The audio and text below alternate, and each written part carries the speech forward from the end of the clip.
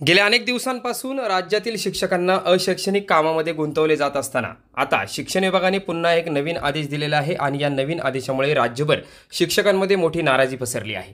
नमस्कार मित्रांनो, आपण पाहतात गेटऑल स्पेशल हा चॅनल। सविस्तर वृत्त पाहूयात। अपार आयडीत अपार अडचणी, वेतन देयक थांबवण्याच्या आदेशाने शिक्षकांमध्ये नाराजी। शिक्षण विभागाने सर्व विद्यार्थ्यांचे अपार आयडी काढून विद्यार्थ्यांची डिजिलॉकर काढण्याची मोहीम सुरू केली आहे। अपार आयडी काढण्याची संकल्पना जरी चांगली असली तरी त्यातील निर्माण होणाऱ्या अडचणींकडे मात्र दुर्लक्ष होत आहे। आधीच अपार आयडी काढण्यात शिक्षकांना अपार मेहनत घ्यावी लागत असताना आता शिक्षणाधिकारी आणि वेतन अधीक्षकांनी अपार आयडी पूर्ण करा अन्यथा वेतन देयक स्वीकारले जाणार नाही असे आदेश काढल्याने मुख्याध्यापक शिक्षकांमधून नाराजी व्यक्त होत आहे। अपार आयडी काढण्यात अनेक अडचणी आहेत। अनेक विद्यार्थ्यांचे आधार कार्ड अपडेट नाहीत, अनेकांच्या नावात बदल आहेत, जन्मतारखेतही बदल आहेत। तसेच काही वेळा साईट कमी गतीने चालत असल्याने शिक्षकांना रात्री उशिरापर्यंत ऑनलाईन बसून कामे पूर्ण करावी लागत आहेत। युडायसवरील विद्यार्थ्यांची नावे व आधार कार्डवरील नावे यात तफावत असल्याने विद्यार्थ्यांनी आधार कार्ड अपडेट केल्यावरच अपार आयडी काढता येतो। तसेच आधार कार्ड अपडेट करण्याची प्रक्रिया शाळा स्तरावर होत नाही। पालक जेव्हा आधार कार्ड अपडेट करतील तेव्हा शाळांना अपार आयडी काढता येईल।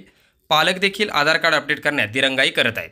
आधार केंद्रावरील अपडेट करण्यात अडचणी निर्माण होत आहेत। सर्व शिक्षक मुख्याध्यापक या अपार आयडीबाबत कामे करत आहेत, परंतु यामध्ये येणाऱ्या अडचणींमुळे शिक्षक मंडळी हतबल झाली आहेत। कारण आधार कार्ड अपडेट करण्यात पालक उशीर करतात किंवा अपडेट केल्यानंतर आधार कार्ड अपडेट होण्यासही काही दिवसांचा कालावधी द्यावा लागतो।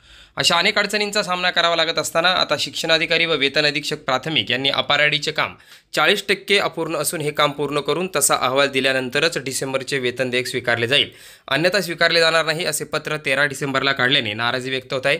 हीच परिस्थिती माध्यमिक विभागाची सुद्धा आहे।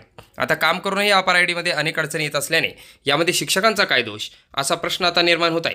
तर एका चुकीची दुरुस्ती अट रद्द करावी। युडायस पोर्टलला आधारनुसार नावे द्यायला हवी होती, ती सूचना अगोदर त्यामुळे नव्हती। आधारावरची नावे आधार सेंटरवाल्याने टाकलेली आहेत, त्यामुळे नावात अनेक स्पेलिंग चुकीचे आहेत। त्या दुरुस्त करताना फक्त एक अक्षर दुरुस्तीची अट आहे, परंतु अनेक नावात 2 ते 5 अक्षर चुकीचे आहेत।